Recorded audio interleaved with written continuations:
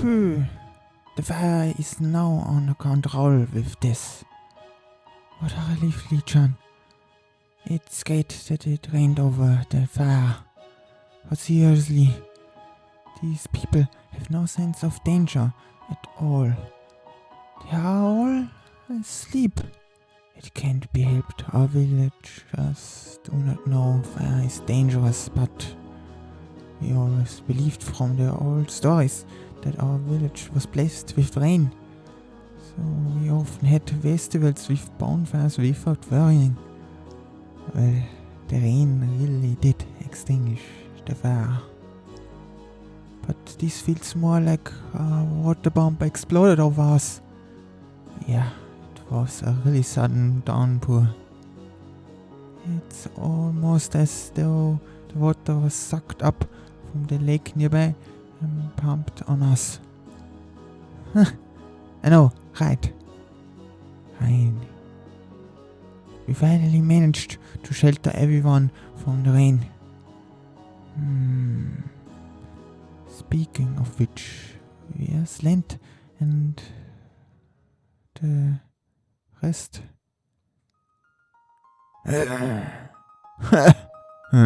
You can't keep dodging forever. I have my hands full just trying to keep my distance, even if you say that.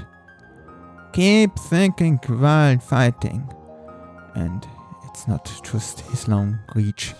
He's using his inner energy to strengthen his body and increases his speed. I can't see even clearer now that the sun has risen. Captain's inner energy is flowing into the log. Is he perhaps able to increase the amount of inner energy by allowing it to flow freely between him and the log? With that inner energy, he can use body strengthening to move even faster with those logs. I have something I want to confirm, but he's keeping me at a good distance away from my sword. Is now a good time to do that?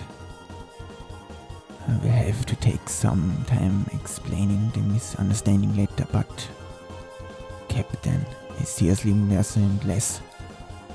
No, the time. What's with that body? Fly. I didn't know about this land. How interesting. Tell me more about it later. I'm glad he took it way easier than I thought. But, as expected, he still is able to close the distance between us. Why isn't he throwing the logs? He can't. A lot of skill is required to improve reflective nature into other objects. He's probably combining the use of inner energy's reflective and compressive nature together.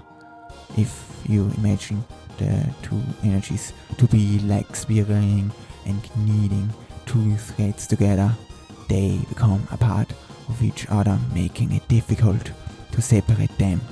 Since he can't separate himself from the logs and throw them, he's closing the distance between us instead. The strange feeling I had earlier when my sword made contact with him was not from Captain's hardening his body, but it was the two energies integrating. This confirms my theory, but can I do this well in the midst of a battle? Strike! What the hell? He propelled himself by unleashing the inner energy in the log. Slam! Crash! Land! Snap! Oh yes. What a monster. Oh. I couldn't say the same about you.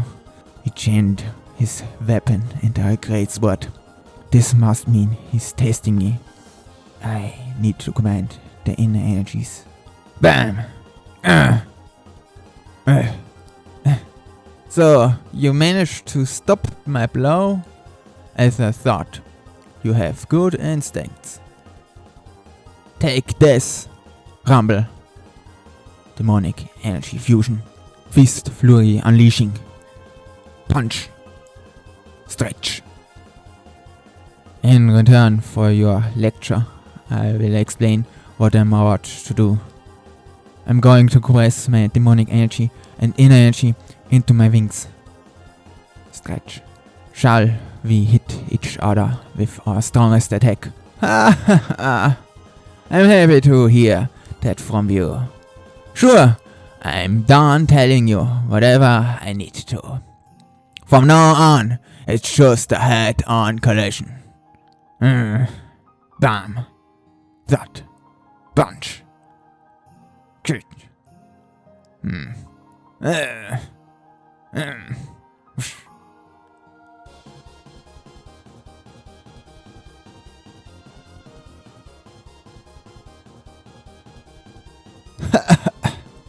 You have gotten stung on it.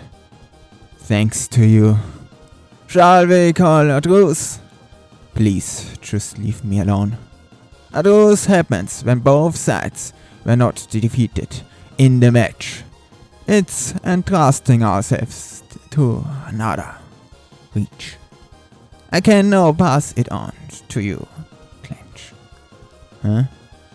The village secrets. Eins. Reveal. Shine. Huh?